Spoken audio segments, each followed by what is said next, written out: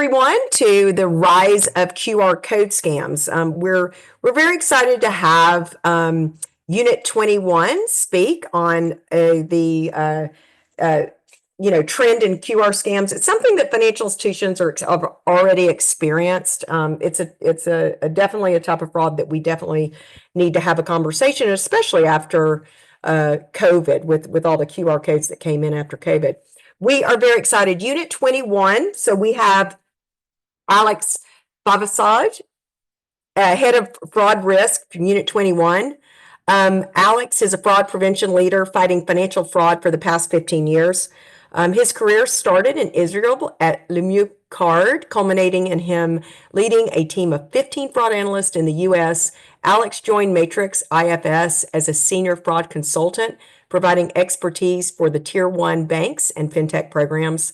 Alex later served as the head of fraud risk at Lilly Bank, leading the implementation of fraud prevention technology within the company and owning the risk policy for first and third party fraud. Today, Alex is the head of fraud risk at Unit21. Some of you obviously have dealt with Unit21 before. They are a great company.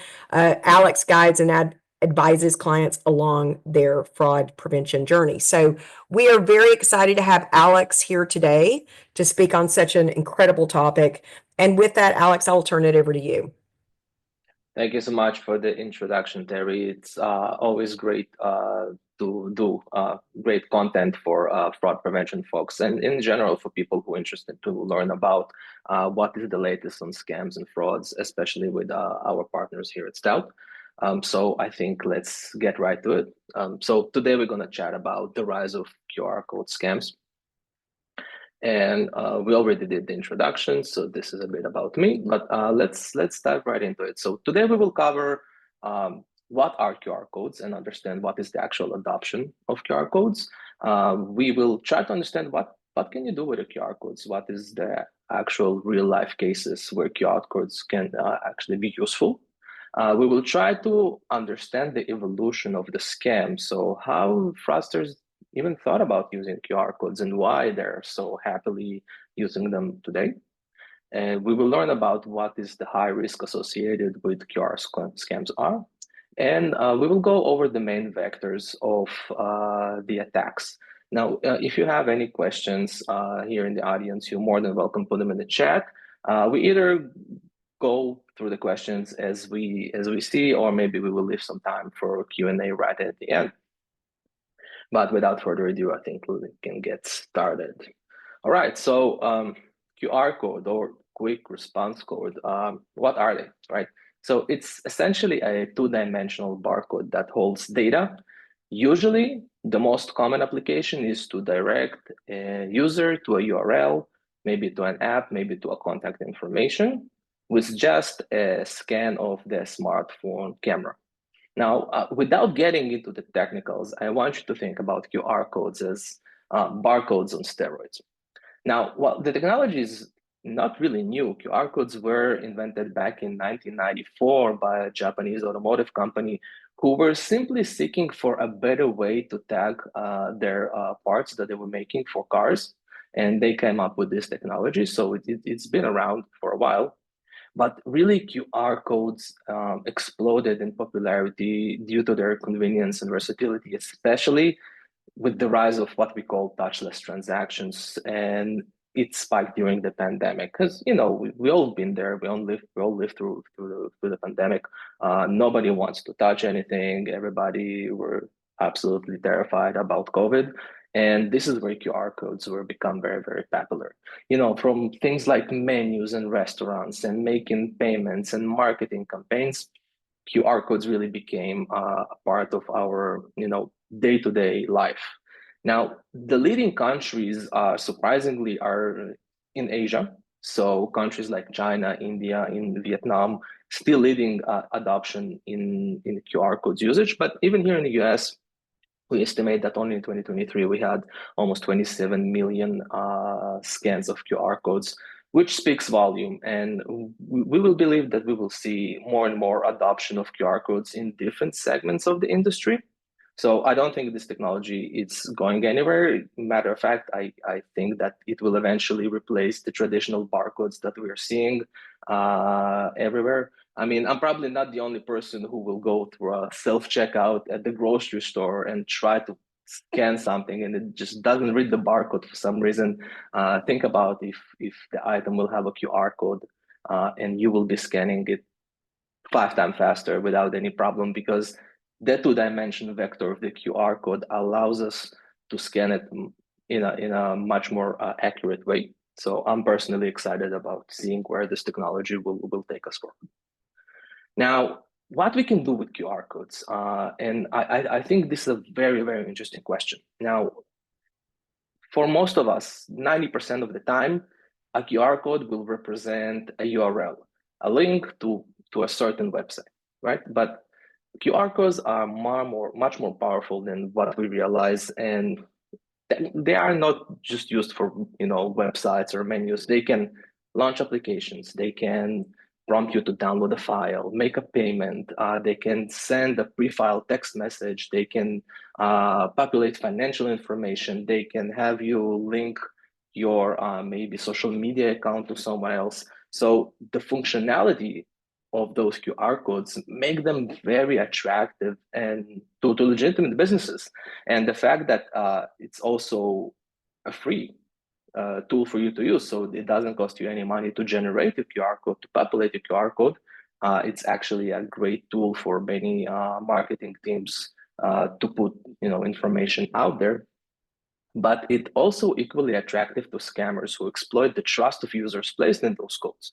Now, a survey that was run last year asked the participants a very simple question of what do you know or you're not aware of the usage of QR? And what we can see on the screen is that 55% of the people responded that they know that QR code even store something simple as a link or a website. 63% of the participants didn't know that the QR code can have them download an app to their smartphone.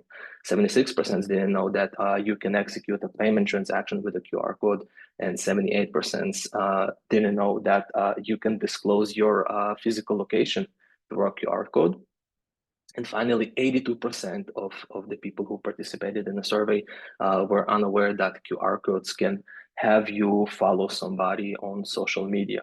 So many different applications, and I think this is what makes QR codes so attractive to fraudsters, because the hidden nature of the QR code, since you don't really visually can confirm what's behind it, is what makes it so easy for those scammers to trick users into malicious actions. And it's a very unique situation if you think about it.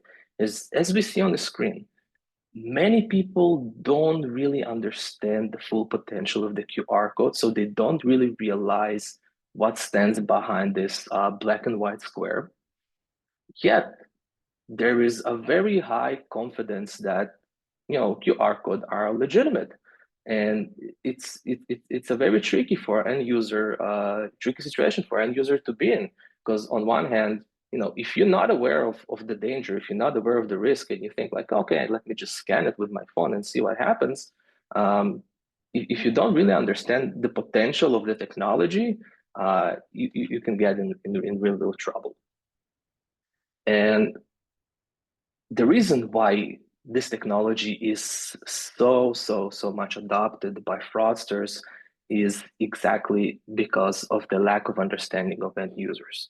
Now, we quite often in fraud prevention cycles, we talk about the evolution of fraud.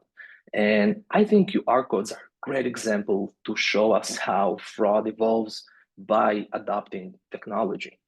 Now, if you think about traditional phishing, we've been educated consumers for, I want to say, at least a decade of don't open that email, if it looks suspicious, don't click on any links, don't download any attachments, any files.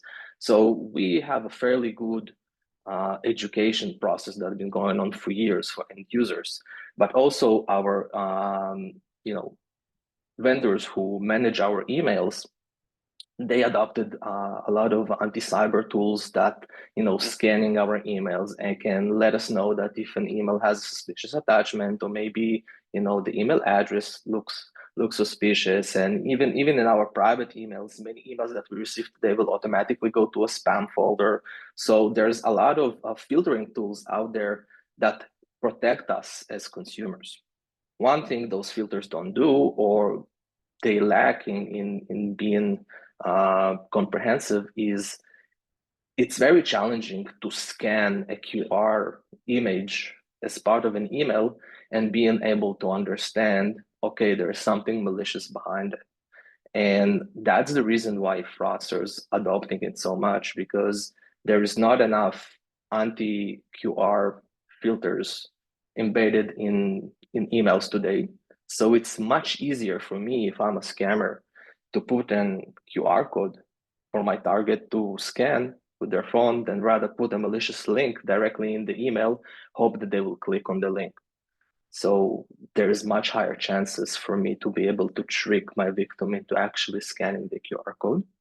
But another thing that scammers realize is that you can now execute phishing schemes with physical representation as well.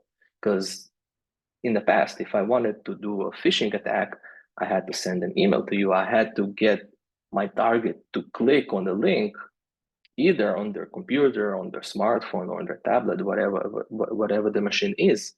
But now, if I want to do a phishing, I can print out those QR codes and have a physical representation of that link delivered anywhere I want. And we will touch more about this when we talk about the attack vectors. But the evolution of phishing with QR code, what we call quishing, is basically not only it bypasses the traditional filters that we have today that's supposed to protect us from phishing, it also creates a whole new dimension where phishing now have a physical representation in the real world, which we will cover later. But as you can see on the screen, only 69% of consumers say they can identify a malicious URL, and those numbers drop when they're being asked to identify a QR code. So it's much harder to understand off the bat whether or not this QR code is good or bad. Now let's try to understand where is the high risk. QR code by itself, the technology is not malicious, it's good. But how do you take different vectors and different developments in technology, combine them together to create what I call the perfect scheme? Now, what you see on the screen right now is an actual live stream that happened past September.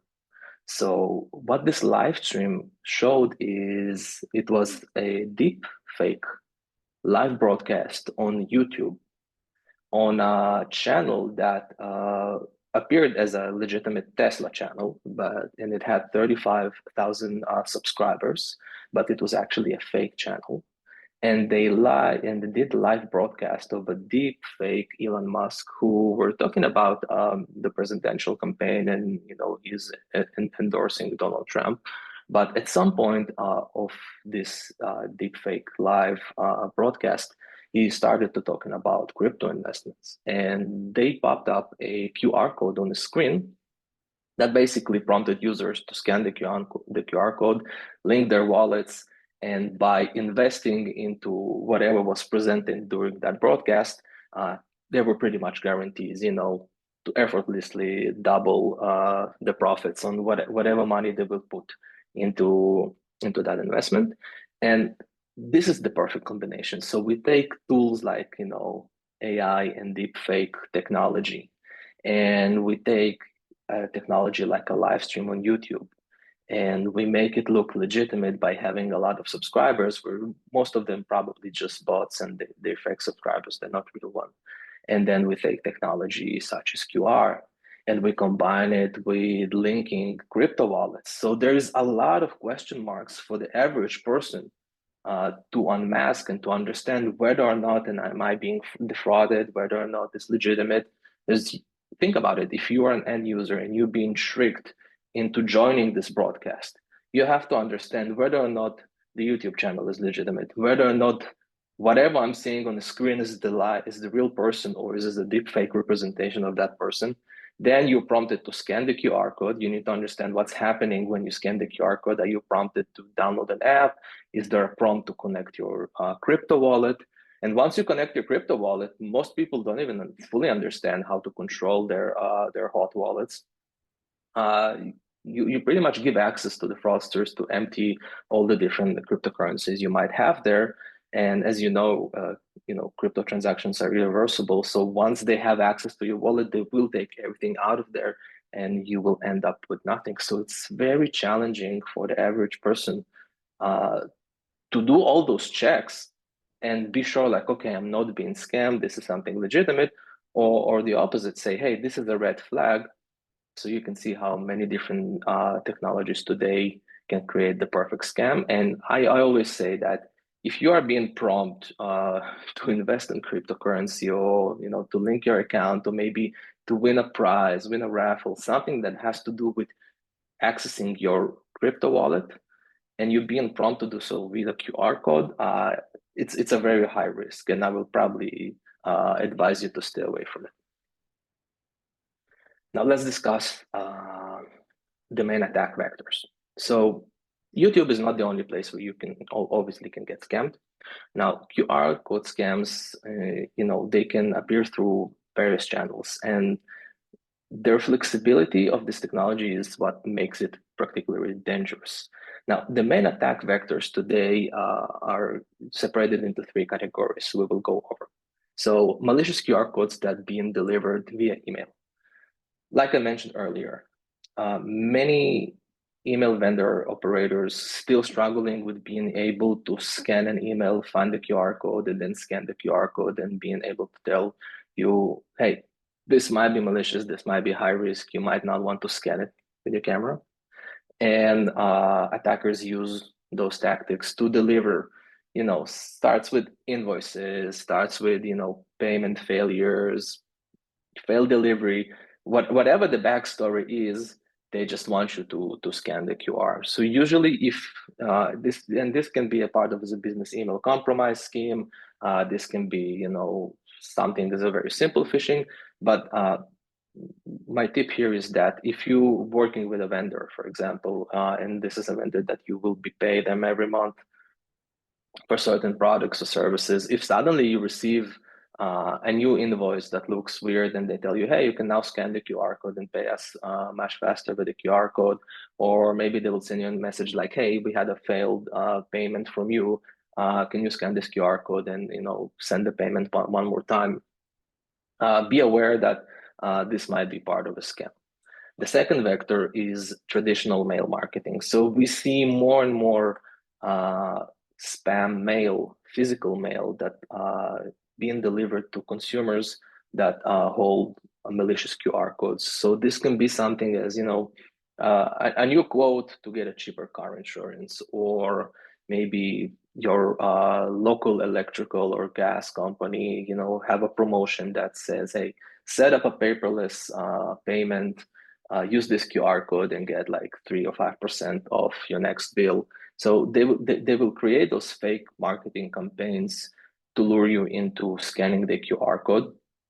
And once you scan the QR code, the options for them are endless. They can have you either download a malware to your phone, and now they fully control your phone. They can have you download some apps and then make payments. They can compromise all your details that you have on the phone, or all the details that you will put in a form in a URL. They can compromise the payment methods that you will use, and usually you will, as an end user, you will ended up holding up the bag.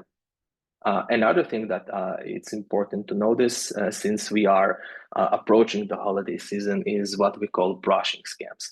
And brushing scams are very, very sophisticated. So imagine you receive a box, let's say from Amazon, right? We receive dozens of boxes from Amazon. We don't really keep track of, hey, this item comes today, this item comes tomorrow. So you receive a package from Amazon. You open the box, or you open the envelope, and inside of there is a QR code. And it's prompting you to scan the QR code because you want a prize, you want a raffle, whatever that is. So the box seemed legitimate. It has your name on it. You open the box, you scan the QR code. Again, either you get malware on your phone, either your personal details are compromised, your payment method is compromised. We will see more and more of that as the holiday season comes closer. And the final attack vector is malicious QR code that goes over existing QR codes. And those are fascinating as well. So if we think about this, by now there's already places where we expect to see a QR code, right? I might be paying, for my parking. I'll scan the QR code on the meter instead of, because I don't have any coins available.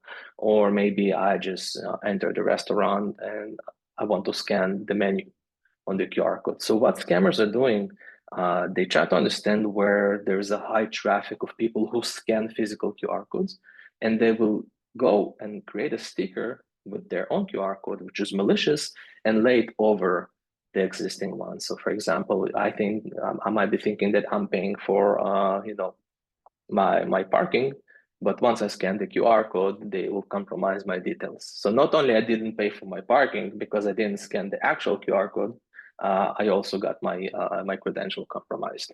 And those can be found in restaurants, parking meters, airport, wherever we already expect to see a QR code. Sometimes, and my advice here is that if you can actually reach it, just with your finger, try to see if there's a sticker overlay over it. You will be surprised to find how many times scammers are just, feeling lucky and they will put stickers everywhere, hopefully that somebody will scan their malicious QR codes. So I think this is what I have for you in terms of where we see this scam advancing and how we will see it in the future. Now I will take a few minutes to talk to you about Unit21 and what we do in the market. So we are a risk and compliance infrastructure, and we work with banks, credit unions, and fintechs, provide them tools to fight financial fraud and money laundering. We have solutions that come as transaction monitoring, whether in real time or synchronous, and we have case management solutions, and we also have a fraud consortium data where many financial institutions collaborate together on a give to get model, and they share information about potential bad actors who try to hop from one institutions to another to commit fraudulent activities. And if you want to learn more about Unit21, you're free to reach out to me. You see my email on the screen. It's alex.fibusovich@unit21ai, and I'm more than happy to do a deep dive introduction and show you our platform and our full capabilities. I will also invite you to scan this QR code. So this QR code is not malicious, trust me, but we launched 2 weeks ago our third annual State of Fraud and AML survey, where we surveyed more than 500 professionals and asked them what is top of mind for risk and compliance folks going into the next year, understanding what's important, understanding where they have trouble, where they have more needs for resources, more needs for tooling. So I think if you work in a bank and a credit union in a fintech, you will find a lot of great insights here. You can download the report. It's absolutely free and it's available for you today. And we will have some time for Q&A right now. Terry, do we have any pending questions from the audience? Excuse me. We had questions coming in before. Some people were not able to participate on today's webinar that will get the playback, but did want to have questions that had some questions. And it's actually something that I'm interested in. Like, have you all performed any investigations of QR fraud? And from that, what have you found? Like, what are some of the things that you are finding with that? Because we have a lot of financial institutions interested in that. Yeah, absolutely. So I think the two main streams we see with QR code scams today, it's they either try to compromise the payment method. So something very simple, they will have you to put your credit card number, your bank account number, whatever that is, and then compromise that. The other thing is they will try to compromise your whole identity. So have a malicious QR code that will either steal all the information that they have from your phone, all they will prompt you into, completing information in a specific URL, and then have your identity compromised. When we talk about malware, it usually goes much deeper, and it usually targets specific people. So, for example, if I'm trying, let's say, to take over an account of a CEO of a company, I might create a specific campaign to target them, to have them scan my QR code, maybe put malware on their phone, and then really start creating a much larger scale of account takeover. Uh, what I would recommend to financial institutions is that if you have customers who reaching out to you because they want to start a chargeback, because they see unauthorized transactions on their, either bank account or credit card, whatever that might be. One of the questions you should start asking during your investigations, whether or not you scanned a QR code in the previous day, in the previous week. The thing is that because we don't have a previous transaction that will, act as what we call a CPP, commerce purchase point, it's very hard for us to be able to track where the card was compromised. So if you have 2, 3, 5, 10 users all call to dispute the same transaction, and during the investigation you find out that all of them scanned the QR code, there you have it. This is your CPP. This is where they've been compromised. So we definitely encourage financial institutions today, when they have the operation folks talking to their customers, doing the investigation, trying to understand how the payment was compromised, start asking whether or not they scanned the QR code. And that probably answers the next question, or kind of what tools are available for QR code mitigation in terms of technology. So there's not a lot of tooling today for the end users. We do see companies who try to create tools on the enterprise level. So basically, how do we protect a company from having actors being even able to deliver malicious QR code? Those tools are still fairly new, still fairly limited. And one vector that those tools don't cover is, the physical aspect. I mean, you can have the best tools that will screen on your emails and alert you on any on any QR code that you might get inside your email inbox. But there is no tooling today that will stop you from holding a piece of paper and scanning a QR code and taking actions that the scammers would like you to take. And this is a brand new vector of phishing, because phishing was always on the computer, hoping the victim will click the link. And now it's out there in the physical world. All you need is a piece of paper or a sticker, and have the end user, saying, "Hey, I think it's safe. I'll scan it with my phone." Yeah, and so the other question is on the physical signs of tampering. Is there anything that financial institutions could tell their customers or members in terms of what to look for before they scan it? Like if they wanted to send, and I'm kind of expanding on this question a little bit, but if they wanted to provide like education out there for their customers or members, and they say if it's like this, then you shouldn't scan it. Like, is there any kind of physical presence of a bad QR code that they could provide awareness to their customers or members? So I would say I have two parts as an answer. If I'm interacting with a physical QR code where I am expecting a QR code, just try and peel it off. If it peels off and there is another QR code behind it, or if it peels off and just looks not realistic, don't scan it, because somebody put a sticker on there. If you interact with a QR code with you didn't expect a QR code, just don't scan it. Just call the company. If you've been prompted to pay a bill, pay an invoice, and there's no payment information, there's no billing information, there's just a QR code, always reach out to whoever asking you to make a payment and ask for alternative way to pay. Okay. And this is kind of along those lines, but it's asking if you all have any suggestions on any sample letters or anything on fraudulent QR codes that you could share as part of the presentation.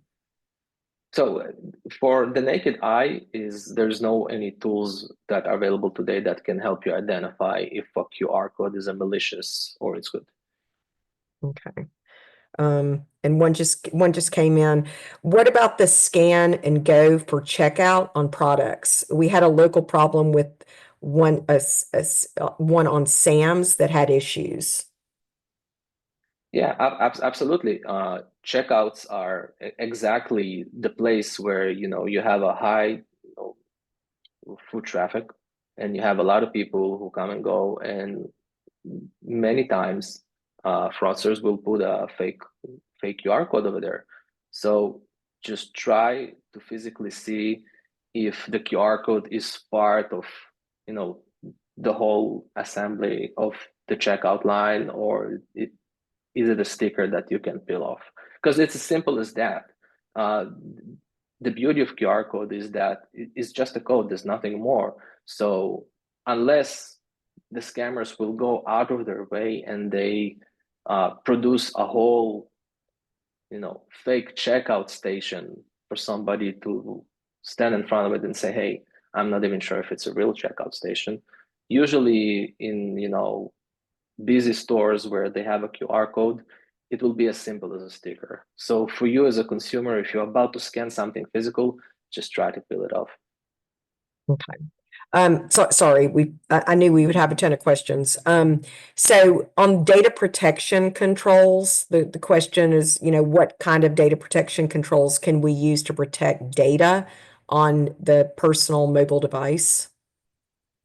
Absolutely. I think in general, as a guidance, if there is no need for a certain information to sit on your mobile device, I will strongly recommend not having it there. So don't save your passwords on your mobile device. Don't save your credit card numbers. Don't save any access codes that you have to different maybe personal accounts that you have.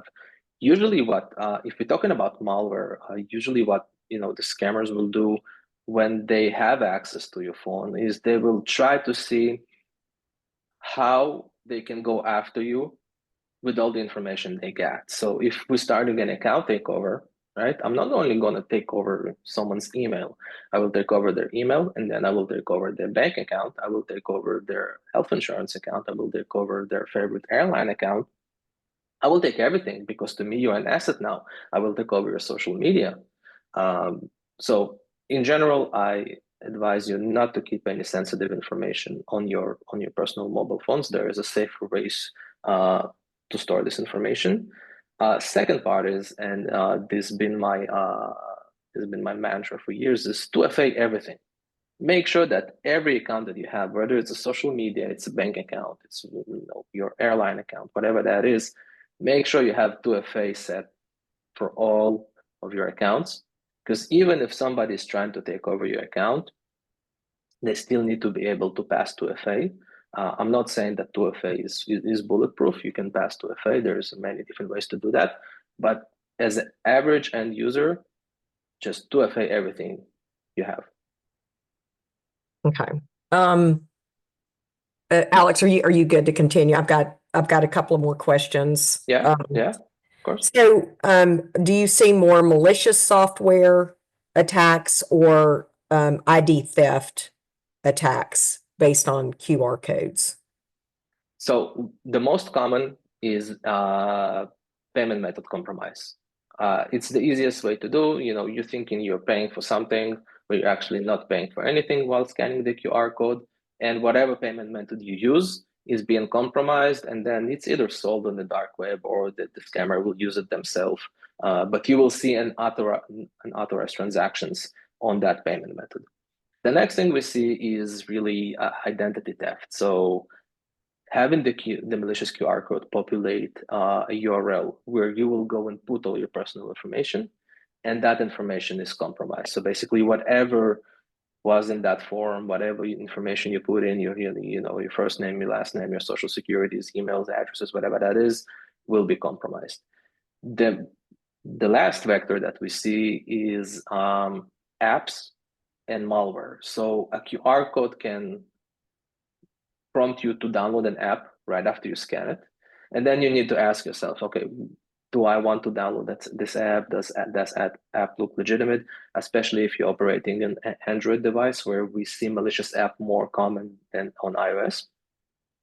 But basically, if you download it and it ends up as malware, this is pretty much compromises your whole device. So now not only they have all the personal notes that you have there, they have access to your email, they see what apps you're using, they have all the passwords that you've been storing on your device. This will usually lead to a much larger scale, account takeover and identity theft, and you will basically become an asset to that person, and they will try to go everything you see, everything you have. Okay. Could you elaborate on what a QR code scanner is? Yeah, so it's very easy to scan a QR code. Today, most of the mobile devices that we have, our mobile phones, have the ability to scan a QR code. There's also physical scanners for QR, and from technical perspective, the only difference between a regular barcode and a QR is that the scanner have two dimensions. So it scans the QR code, vertically and horizontally, and that's how it stores the information in, and that's how it's populate either the link, the app, whatever that it's supposed to populate. But the technology is very simple. Um, if someone has a QR code, does that automatically trigger an immediate code, a malware code? I hope I read that right.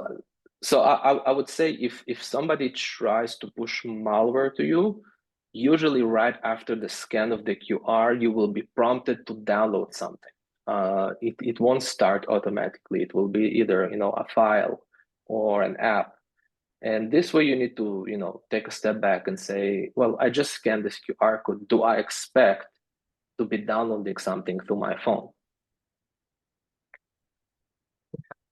And I kind of, this is my question on that, but is there any is there any type of technology that you've seen that before but between the time that you're scanning it to the time that you download it, if there's like a pop-up, I would just be curious if there's anything out there like that. Like, it's almost like at CBS with, there's signs and there's something that pops up that says, did you buy this gift card for yourself, or is this, did you know the person you're getting the gift card?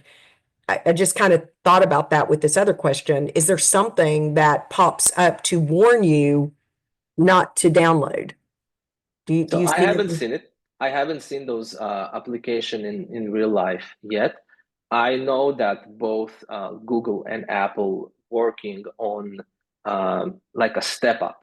I because at the end of the day, they are the one who get the logs from whatever the camera is capturing. So it almost like it's up to your uh, either your telecom provider or the actual company who created your phone to prompt you to say, hey, this might be not something you want to go and proceed with. But I know for a fact that both Apple and Google working on solutions for that. And I have one. I have more. Do you have time for one more? Um, Alex, are you good? Yeah, I yeah. did. Um, on the QR code phishing attacks, do you have any material that you would be willing to share on like red flags for banks to provide their customers? Yes, absolutely. So with QR phishing, we will go back to the basics of traditional phishing. So if you scan a QR code and you prompt to, fill information in a form that you don't expect to do, you need to stop and ask yourself, okay, I just scan a QR code. Why do I need to put my name? Why do I need to put my social security? Let's say somebody pretending to be your bank and they will send you a fake QR code. Your bank will never ask for your personal information because the bank has your personal information. So if you scan something that looks like it came from your bank, but you've been prompted to put in your username or your password or put your personal information in, that's a big red flag.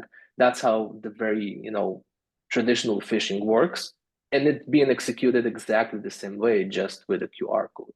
The only difference is that the fraudsters hope that because you didn't click a link that looks fishy, because you did a scan with your phone, you have much higher trust that you're actually doing something legitimate.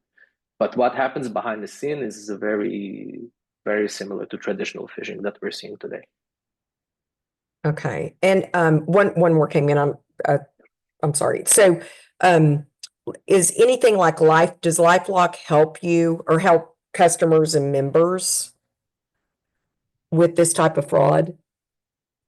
Well, I'm not aware of what offerings LifeLock have around this technology. I do know that their mission is to protect consumers and have like a 360 protection on your mobile phone or on your computer.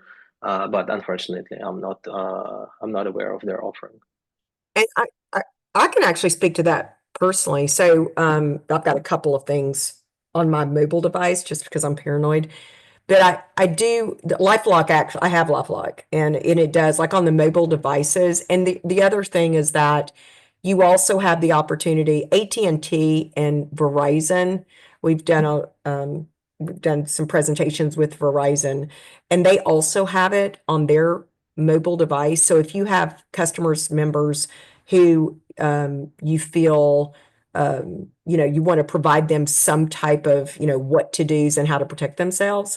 LifeLock and, which is not Norton, but LifeLock and AT&T, Verizon, they all have protection, additional security for the mobile device. And I love mine, by the way. I have a couple. I have layered security. So I love it because it basically says like if there's something that is you're going to a website or if it's something, it just warns you. And then it completely, you can just cut off the Wi-Fi or cut it off. I get it when I go through airports and stuff because it like warns me, warning, warning. So that I personally love the additional protection on the phone.